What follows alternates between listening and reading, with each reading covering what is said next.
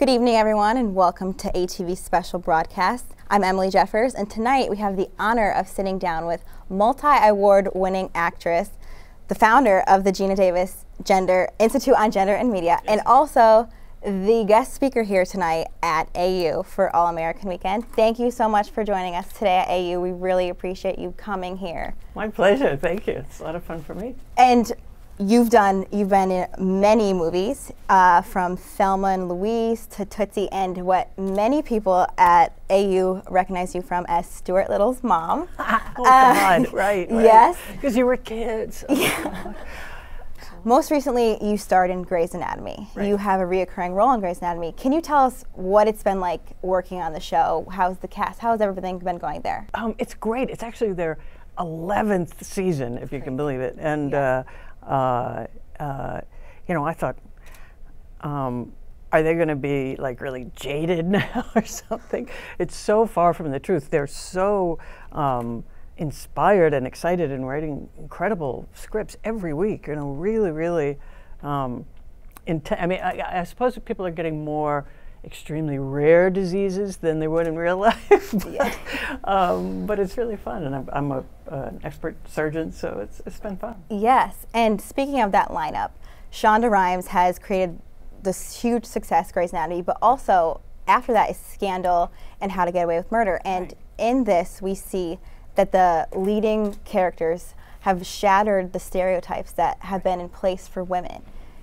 Do you think that this trend with Shonda's shows, these huge hits, do you think that this is going to cause a change in how some women are viewed in media because of these shows? Well, I mean, she's doing something phenomenal, and I don't know if anybody's ever had a night to themselves as the producer. I think that's ever happened, but yes.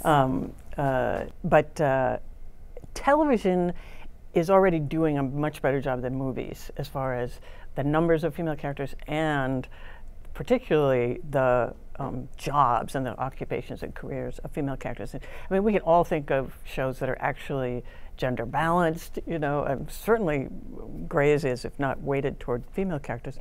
We can think of lots of characters with interesting professions, and there's so many female forensic scientists on TV now that the demand for studying that field has skyrocketed. So many women want to pursue that career because they saw it on TV that colleges are like scrambling to keep up with the demand. So. And going off of that, you played the president and commander-in-chief. Right.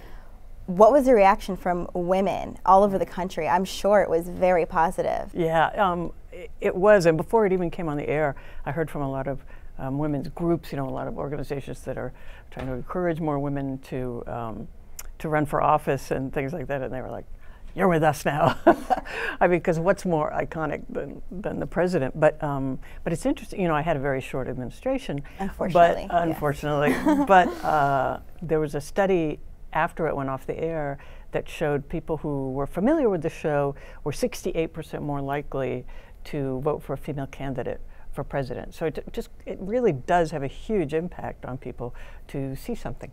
Yes, it really shows, like you said, the impact that the media has on viewers across the country. Right. And going off of that, women, on the topic, you are the founder of the Geena Davis Institute on Gender and Media. I'm just making sure I'm getting that correct. Yes. It's a long title, but it's a very high-ranking title, so congrats on that. Thank you. I was just wondering, what led you to start up this institute? You know, pretty much whatever I do, I want to go to the Olympics in it. You know, I just take everything way too far. So it just started when my kids were little, and I started watching preschool shows and G-rated movies and things with them, and noticed that there seemed to be far more male characters than female characters in things that are made for little kids, which makes absolutely no sense. So I kind of asked around with my friends and with people in the industry, and nobody was noticing. Everybody said, "Oh, no, I think that's fixed already," you know. So I decided I needed the numbers if I was going to convince anybody, and so that's what led to all of this. And we've now sponsored the largest amount of research ever done on gender depictions. Yes. And continuing that, I was looking at your site and I found something kind of shocking, that there's one female character for every 3 male characters. And I find that, I don't know, it's kind of hard to comprehend that. Right. What are your feelings on that? Right. Well, that's also only speaking characters. If you're talking about non-speaking characters, the females are only 17%. Wow. So like a crowd gathers, but it's only 17% women. It like makes it's crazy. No sense. It's crazy. Yeah. That's why when we share the research with people in the industry, which is what we have the research for, since I'm in the entertainment industry, I can just go directly to all the studios and networks and everybody and talk about it, and they're floored. They're absolutely stunned, as much as anybody is. You know, it's not like, well, we kind of knew there was only 17%. Yeah. They're horrified. Is your institute doing more of these studies, and how frequently do you release these studies? About once a year we do a big study. We just, a couple of weeks ago, released the first ever global gender and media study, where we looked at films from around the world, because we were interested to see, is anybody doing it better or worse? What's the situation? Despite the fact that most media consumed globally is made in the U.S. And it was equally depressing. It was really very similar numbers, although there were some countries that were doing better, so that the U.S. ends up, of the 10 territories we studied, the U.S. is closer to the bottom than the top. Yeah. So we're just not doing great at all.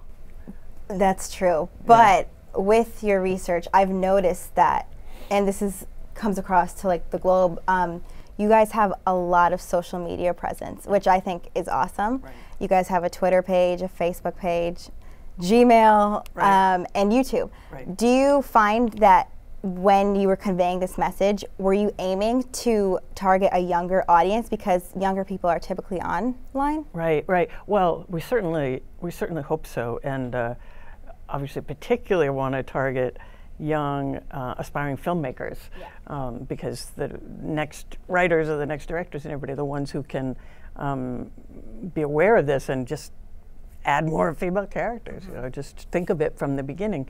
It used to be that if you were going to study film in school, many women were the only one in their class or one of 2. But now film studies are 50-50 women. Yes. It hasn't translated to jobs yet, though. It's still terrible ratio behind the camera. It's still like 5 to 1 men to women behind the camera. So eventually, with this mass of women that are studying filmmaking, hopefully things will change. But I feel like the research you guys are doing, we're going to get there. We will. Speaking of that, when do you think that this will happen? When do you think that we'll start seeing a change in the industry? Right. So if you look at all the sectors of society where there's massive inequality, Congress or whatever, law, medicine, everything, the lack of women in leadership positions, it's going to take, no matter how hard we work or how much consciousness we raise, it's going to take years and years and years to fix these things. We can't snap our fingers and suddenly Congress is half women. It's going to be really hard. But the one area of inequality that we can change overnight is on screen. So the next movie somebody makes can have a woman president or a woman CEO, and half the cabinet or half the board is women.